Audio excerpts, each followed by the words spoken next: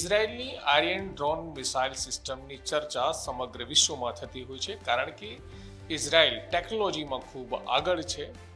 પણ હવે ઇઝરાયેલ ભારત પાસેથી ડ્રોન ખરીદવા જઈ રહ્યો છે. એના માટે MOU પણ થઈ ચૂક્યો છે. અત્યારે અમે જ્યાં ઊભા છીએ અને જે ડ્રોન ઇઝરાયેલ ખરીદવા જઈ રહ્યો છે તે સુરતમાં છે. હું આપણે તસવીરોના માધ્યમથી જણાવવાની કોશિશ કરું છું, બતાવવાની કોશિશ કરું છું. આ એક જે ડ્રોન બનાવનાર કંપની છે એ અત્યારે અમે ત્યાં છીએ. અલગ અલગ પ્રકારના ડ્રોન અહીંયા આપ જોઈ શકો છો. આ સૌથી મોટો ડ્રોન આ એક બનાવવામાં આવેલો છે અહીંયા, અને જે ખેડૂતો માટે એનું નામ પણ આપવામાં આવ્યું છે કૃષિ ડ્રોન છે, એટલે ખેડૂતો માટે ઉપયોગી સાબિત થશે. અને ત્યારબાદ એ પણ અલગ અલગ પ્રકારના જે ડ્રોન છે AI powered night level drone છે. તો એક આ પ્રકારનું ડ્રોન, ત્યારબાદ એક મોટું ડ્રોન અહીંયા પણ બનાવવામાં આવ્યું છે. તો આવી પ્રકારે અલગ અલગ ડ્રોન જે છે અહીંયા આપને જોવા મળશે. સાથે જ હવે જે ઇમ્પોર્ટન્સ ડ્રોન છે એ કામિકાઝી ડ્રોન અત્યારે આપ જોઈ શકો છો.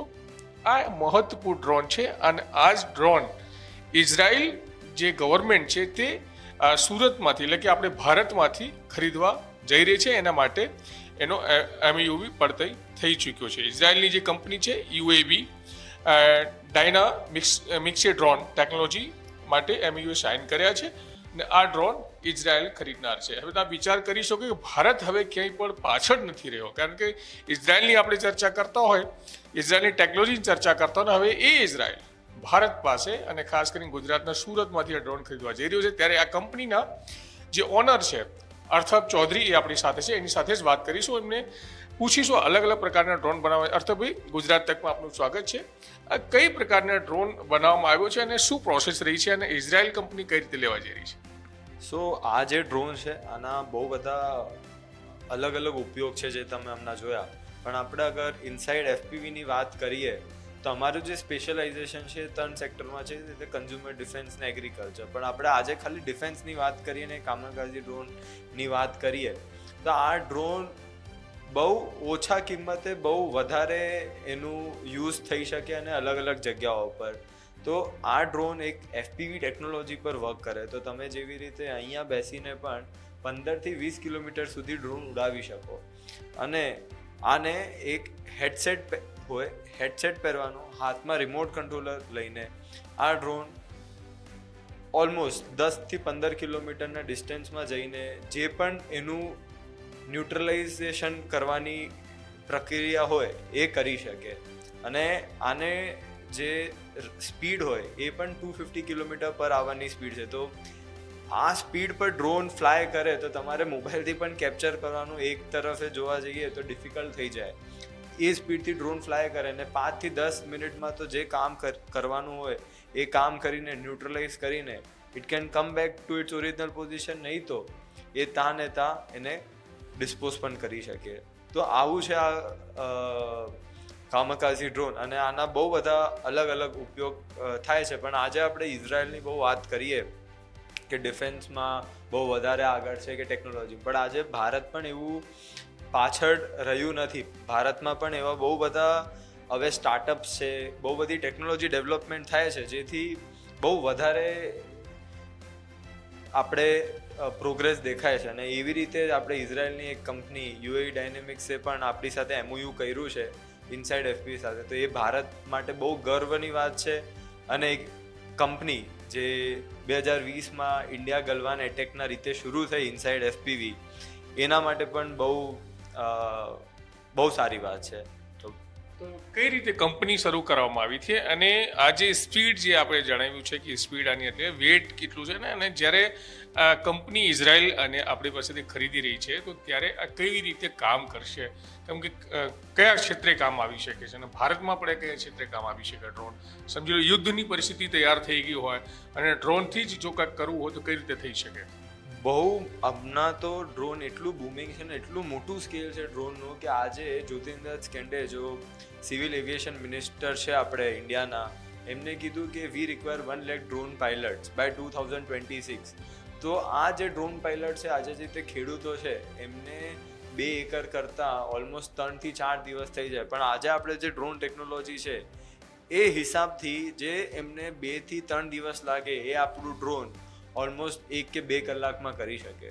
તો આ ડ્રોન્સને સર્વિસ મોડલમાં યુઝ થઈ શકે અને આ ડ્રોન જે છે એ જે 10th પાસ કે 12th પાસ જે છે એ એની ટ્રેનિંગ લઈને they can do as a service and એ 3 થી 4 લાખ રૂપિયા વર્ષના આરામથી કમાવી શકે. તો આના એમ્પ્લોયમેન્ટ તો ઓબ્વિયસલી વધવાનું જ છે, પણ એની સાથે જે ભારત વધી રહ્યું છે એ સાથે સાથે આપણે ડ્રોનના ક્ષેત્રમાં પણ વધી રહ્યા છે. એ એક બહુ મહત્ત્વની વાત છે. અને હમણાં તો બહુ બધા ઇનિશિયેટિવ્સ પણ શરૂ થયા છે, રીતે નમો દીદી ડ્રોન ઇનિશિયેટિવ છે, પછી જો આપણે સ્વામિત્વ યોજના છે, તો જેમાં આપણે જેટલા પણ ડિસ્ટ્રિક્ટ્સ હતા અને તાલુકા હતા એ બધામાં મેપિંગ કરાવ્યું. તો એક બહુ મોટી સ્કીમ હતી જે હમણાં ઓલમોસ્ટ એન્ડ થવા. હવે નવું જે સ્ટાર્ટ થયું છે નમો દીદી ડ્રોન ઇનિશિયેટિવ, જ્યાં જે ફિમેલ્સ પણ છે જે બહુ નાના વર્ગથી આવે છે એ પણ ડ્રોનનો ઉપયોગ કરી શકે for drone as a service and employment. તો હવે આ ખાલી બસ વાતોવાળી વાતો નથી, હવે આનું એક રિઝલ્ટ દેખાઈ રહ્યું છે અને હજુ 5 વર્ષમાં આનું બહુ વધારે દેખાશે. ફરીથી અર્થભાઈ આપણે જે વાત કરી છે આ ડ્રોનની, જે હું મારા હાથમાં લઈને આપને બતાવવા જઈ રહ્યો છે, આ જે ડ્રોન છે જે ઇઝરાયલ એમની પાસેથી ખરીદવા જઈ રહ્યો છે એને માટે એમયુ ઉપર થઈ ગયો છે. અને આપ જોઈ શકો છો કે સિમ્બોલિક તરીકે નીચે અહીંયા એક મિસાઇલ અહીંયા લગાવવામાં આવી છે, સિમ્બોલિક તરીકે છે આ મિસાઇલ લગાવવામાં આવી છે. અને સાથે સામે આ કેમેરો છે, તો આ કેમેરો લોકેશન નક્કી કરશે, ત્યારબાદ આમાં એક સિમ્બોલ તરીકે મિસાઇલ લગાવવામાં આવી છે. તો અર્થભાઈનું ફરીથી પૂછીશું કે આ જે ડ્રોન છે એનું વેટ કેટલું હશે અને કયા પ્રકારે ફરીથી કે યુદ્ધ ક્ષેત્રમાં આનો યુઝ કરવું હોય તો દુશ્મન પર કેટલા સેકન્ડમાં અટેક કરીને પાછળ આવી શકે છે, એને વિશે માહિતી આપો. તો આની જો વેટની વાત કરીએ તો આ ડ્રોનનું વેટ છે 500 ગ્રામ અને આપણે એના ઉપર પેલોડ જે છે 2 કિલો સુધી આપણે લગાવી શકીએ, 2 થી 5 કિલો સુધી. અને આને જે ઓપરેશન માટે હોય તો ઓપરેશનમાં જે રીતે 5 થી 7 મિનિટમાં એ આપણે પાછળ આવી શકે છે, એને વિશે માહિતી આપો. તો આની જો વેટની વાત કરીએ તો આ ડ્રોનનું વેટ છે 500 ગ્રામ અને આપણે એના ઉપર પેલોડ જે છે 2 કિલો સુધી આપણે લગાવી શકીએ, 2 થી 5 કિલો સુધી. અને આને જે ઓપરેશન માટે હોય તો ઓપરેશનમાં જે રીતે 5 થી 7 મિનિટમાં એ આપણે કામ કરીને પાછો પણ આવી શકે અને એ પોસિબલ નહીં હોય તો ત્યાં ડિસ્પોઝ પણ કરી શકે. હવે આમાં ટેકનોલોજીની વાત કરીએ તો આ ડ્રોન અગર સમજો વચ્ચેથી ક્રેશ થઈ જાય તો આ ડ્રોન માટે એવું પણ ઓપ્શન છે કે પાછું ઊંધું થઈને આ જે રીતે ઊંધું થયું તો ઊંધું થઈને પાછું સીધું પણ થઈ શકે. તો એને અમે એ રીતે ડિઝાઇનને ડેવલપ કર્યું છે કે આને બહુ વધારેના વધારે યુઝ કેસીસ પણ થઈ શકે ને એટલું ઇઝી પણ થાય ડ્રોન. તો જે ઇઝરાયલની કંપની આ ડ્રોનની તમારી સાથે એમયુ કર્યો તો કેટલા ડ્રોન તમે એ કંપની લેવા જઈ રહી છે ઇઝરાયલની કંપની આપણી પાસેથી, અને ઇન્ડિયન ગવર્મેન્ટે શું તમારો સંપર્ક કર્યો આવા ડ્રોન કે આપણે ભારતમાં પણ જરૂર છે, સામે દુશ્મનો પડશે ભારતના? તો અમારે તો હમણાં રિસેન્ટલી ઇન્ડિયન આર્મીથી એવોર્ડ પણ મળેલું અને અમે તો એક્ટિવલી ઇન્ડિયન આર્મી સાથે કામ પણ કરી રહ્યા છે.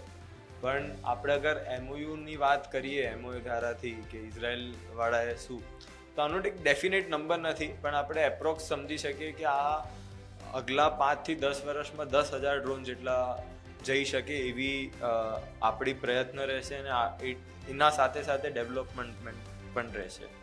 ઇઝરાયલને આટલા ડ્રોન જઈ શકે કેમ કે હમણાં જે રીતે તમે રિસેન્ટલી જુઓ કે આટલા બધા જે વોર્સ થાય છે ને એમાં તો ડ્રોન્સનું બહુ વધારે યુઝ થાય છે અને આપણે એ ડ્રોન્સના પાયનિયર છે.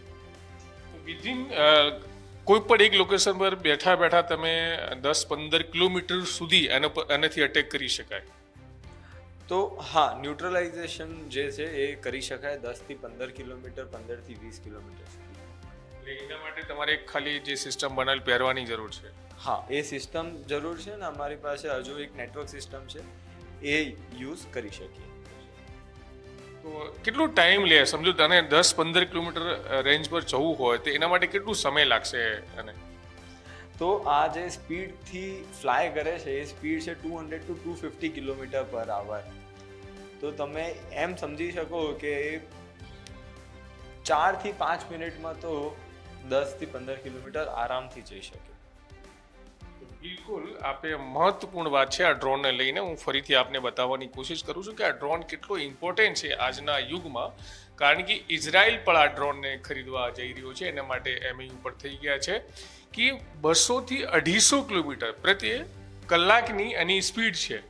તો જે 10 થી 15 કિલોમીટરનો રેન્જ છે, જે આ ડ્રોન ફક્ત 5-1 મિનિટમાં તય કરીને એને જે ટાર્ગેટ હોય એને અચીવ કરીને પાછળ આવી શકે છે. આ ઇમ્પોર્ટન્ટ ડ્રોન છે. એના સિવાય પણ અહીંયા ડ્રોન અલગ અલગ છે. આ તો એક મહત્વપૂર્ણ ડ્રોન હતું, એના વિશે આપને જણાવ્યું છે. કામાકાજી ડ્રોન છે.